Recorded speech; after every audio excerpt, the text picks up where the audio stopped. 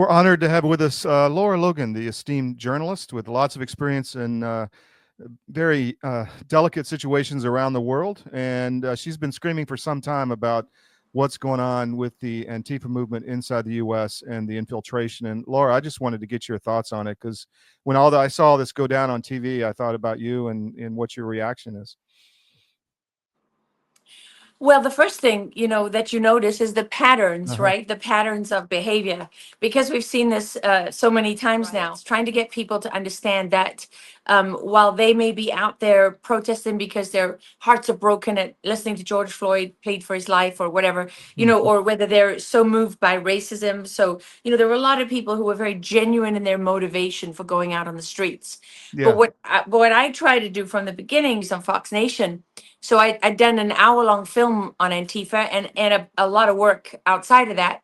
And so it was very obvious from the beginning that I'm watching it play out, right? The siege of Minneapolis, Mm-hmm. people are, if you go to a website called Crime Think with the anarchist tactics, and this is where they share their TTPs, their tactics, techniques, and procedures, and they share knowledge that they gain all over the world during these riots. So, Mm-hmm. people in your audience might have seen people all dressed in black on the streets of Paris, for Mm-hmm. example, Mm-hmm. burning things and looting, right? You see, they have on Crime Think, they describe exactly why you need to dress all in black. This is a uniform, right? And Mm-hmm. it's because they know that when the police or somebody says, what did the person look like, the person who assaulted you, the person who stabbed you, the person who threw an ice, they're going to say, well, they were all in black, right? Black Mm-hmm. hoodie, black pants, and so on and so on. And if you go onto Crime Think, you will see in all these different languages, they tell you exactly what to do. And this uniform, which is, sort of, it's a security procedure for them. It hides their identity, but they also tell you to get rid of all identical hair. They tell you to get rid of it. They tell you exactly what to do if you're stopped by police. They tell you never to share that you're part of Antifa. So, for example, you remember then when there was that big story where Bill Barr said that there were, people fomenting the protest, and then the Associated Press did an article. It just made me laugh. They took all the records of the arrest. Morons, you absolute brain dead, worthless pieces of you know what. You don't know the first thing about your subject matter. You're Yeah. going out there as the voice of authority, telling everybody, oh, definitively the attorney general is lying and none of this is true. Well, what is one of the first rules that you should don't ever tell anyone you're Antifa? Don't ever talk about your ideology. I mean, and that's the one part of their intelligence and security protocols. Then Mm-hmm. they have, more offensive protocols where they pretend to be something that they're not. And so, these things are very well thought out. They're well documented. They're publicly available. You go to crimethink.com or go to the Anarchist Library. And what you see is that this is a global movement. It is funded globally. It is organized globally. They Mm-hmm. have a system of sharing their techniques and how they operate. So, I just read a thing about somebody was saying, really, because when you see the chaos, it's very easy to be seduced by the chaos. And you think that this is somehow organic, it's an explosion of anger and emotion and whatever, right? Mm-hmm. No. There's nothing, there are things that occur naturally when you set the conditions for chaos to break out. So what this person noticed on social that the gas canisters fired by the police.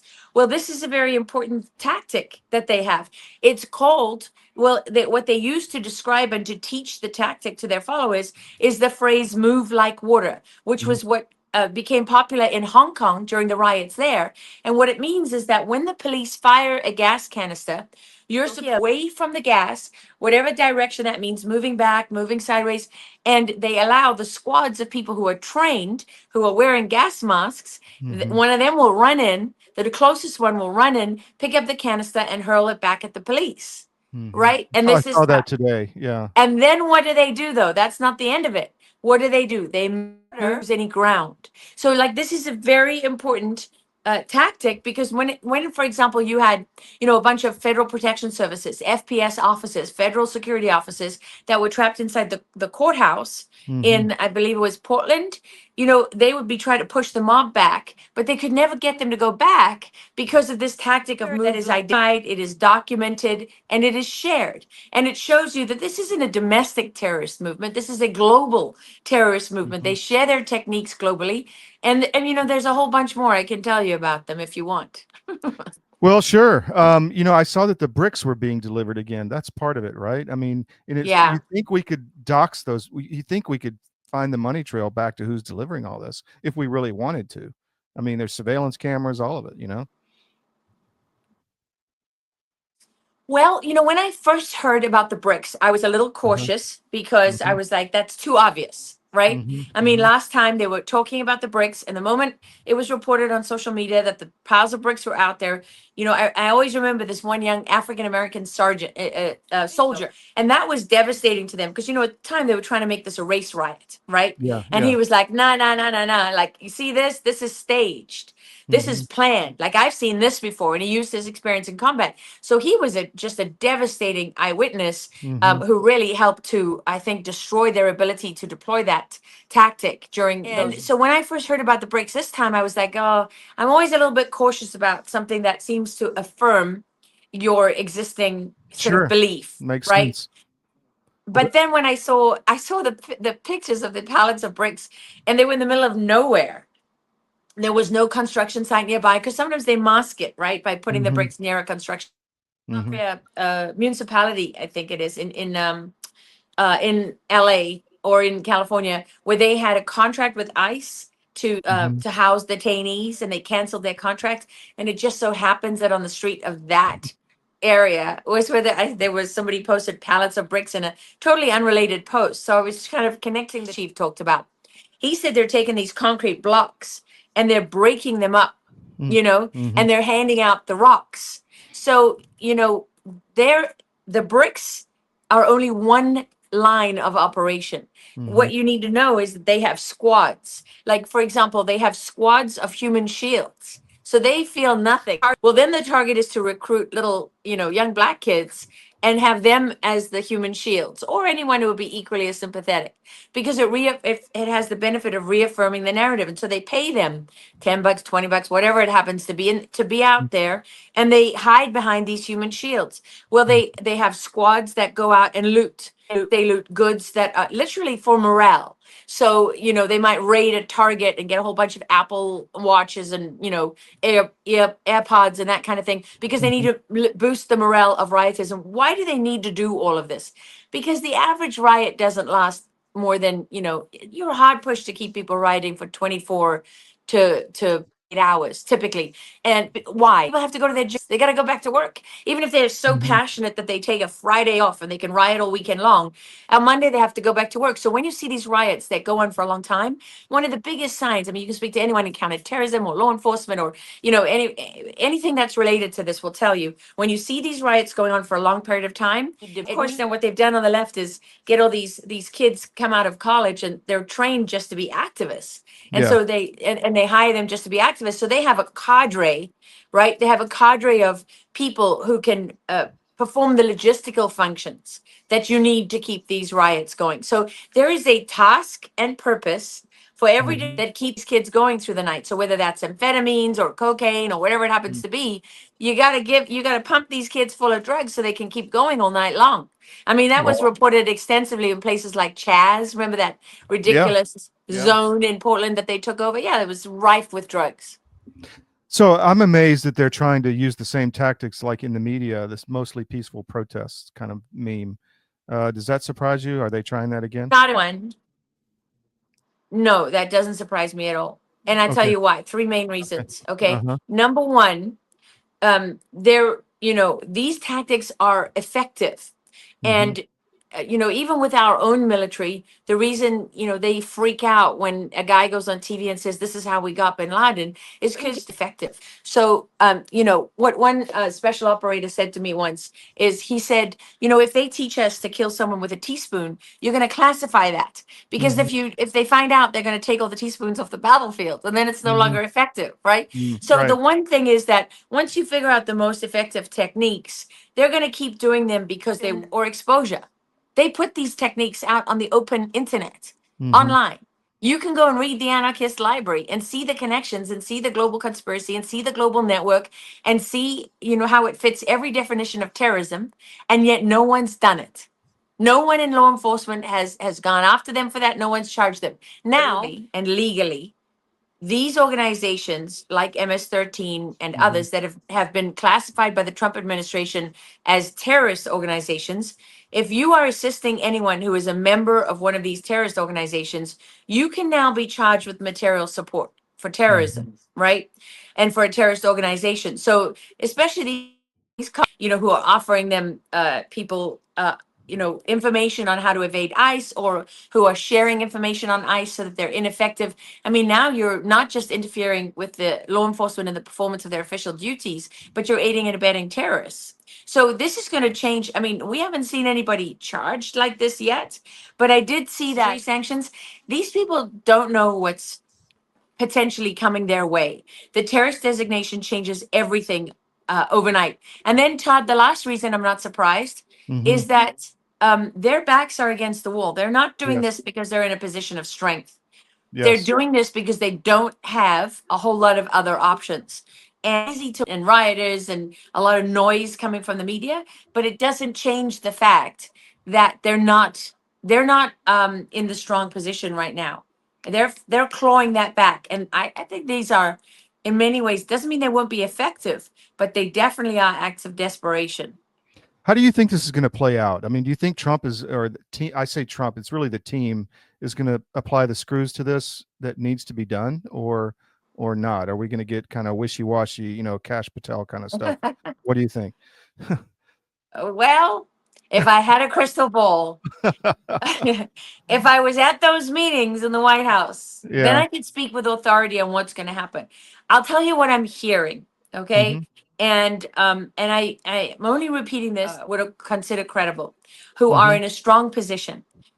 However, it did not come from the White House, right? It does not Hmm. come direct from Cash Patel. It does not come, from Pete Hegseth and so on. So I can only, the reason I'm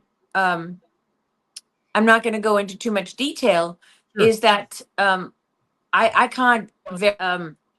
We are fast moving into a situation where that Trump himself has hinted at, Hmm. where he is going to have to use the extraordinary powers that are vested in him in the Constitution as the president of the United States of America.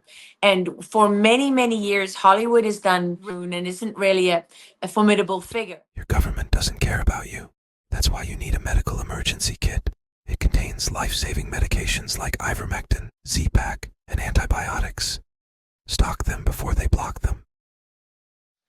We recommend you take this moment to do what we're about to do, which is enjoy an Alp.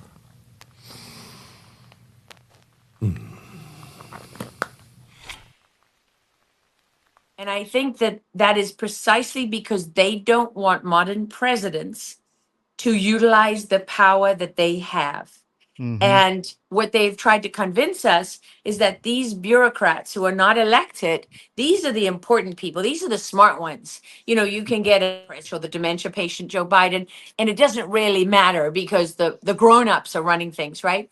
Well, unfortunately for them, that's not what the Constitution says, and it's not what the law says. And Hmm. and so this idea, I know people are frustrated. I'm frustrated because there hasn't been accountability, and we've waited a very, very long time. And we all know that all of this would stop if you put the ringleaders in prison.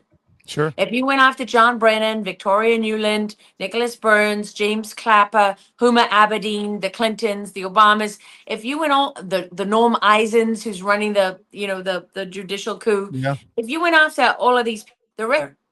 They don't understand what integrity and loyalty is, what character really is. They sold their souls a long time ago, and they've been trading in human souls for so long. They live in such darkness that they don't even remember what the light looks like. And so they always assume that every human being can be bought.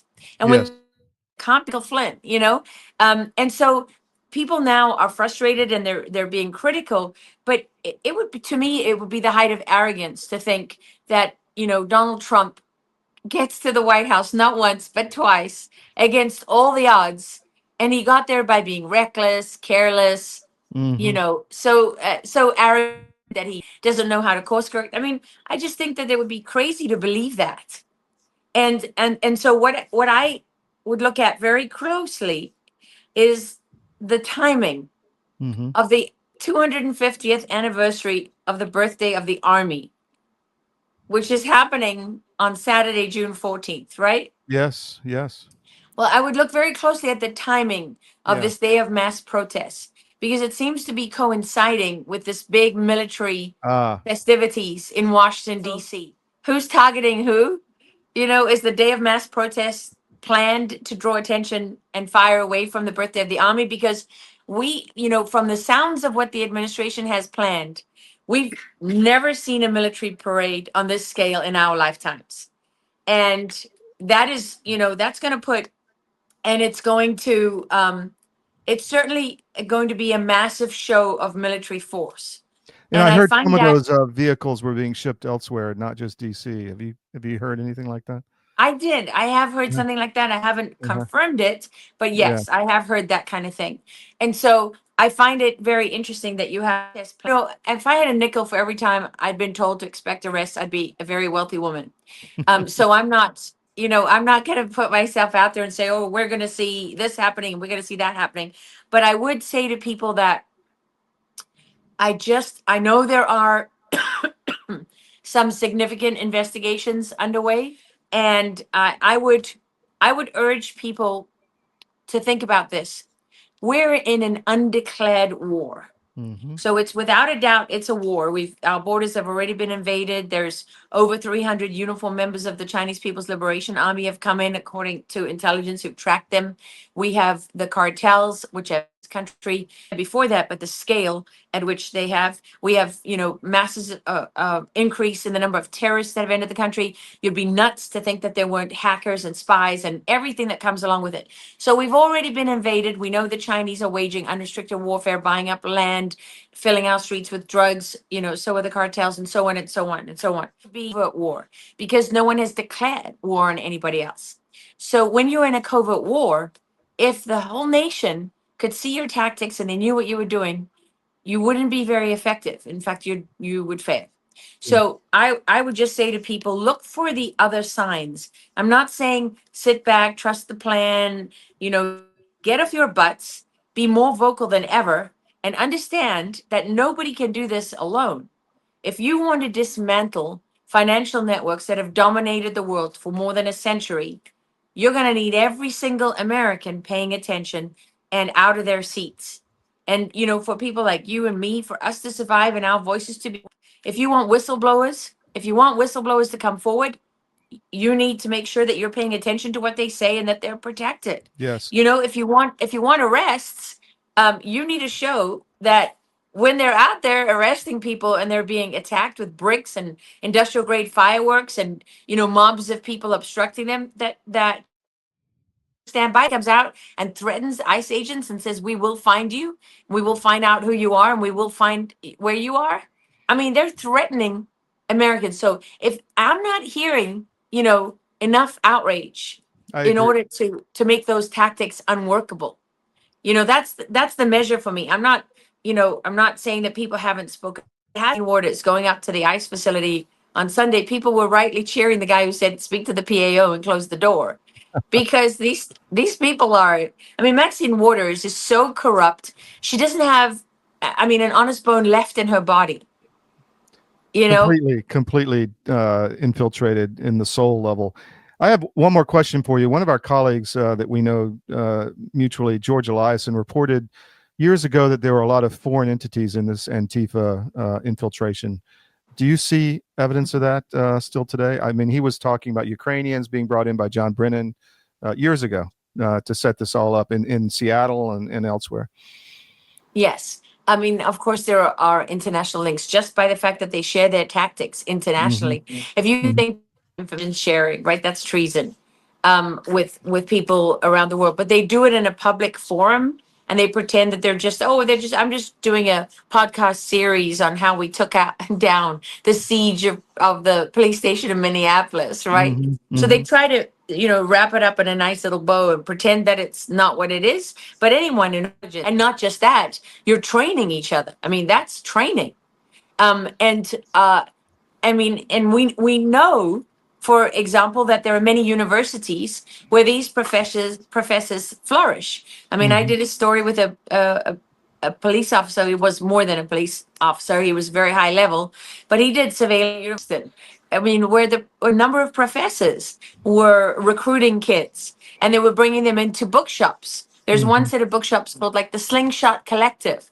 If you go on the Slingshot Collective site, you can see where they do, book club meets and things like that. That's training, Todd. That's not, they're not, Wow. I mean, the Jacobin Society, these Guevara, right? It's not a Che Guevara love fest. They're meeting to discuss operational tactics, and there are very difficult levels that you have to go up. And you have, Andy No has done a lot of work on this long before a lot of other people, including myself. And Andy, one of the things he was tracking years ago. Well, Andy No was doing this reporting on this couple that came from Sweden to Rose City Antifa. I mean, these are global networks, no doubt. But they also, it's one of the things that some of them they did was they noticed that there were rioters when they were being arrested had phone numbers that were written on the inside of their wrists, and so they traced those phone numbers.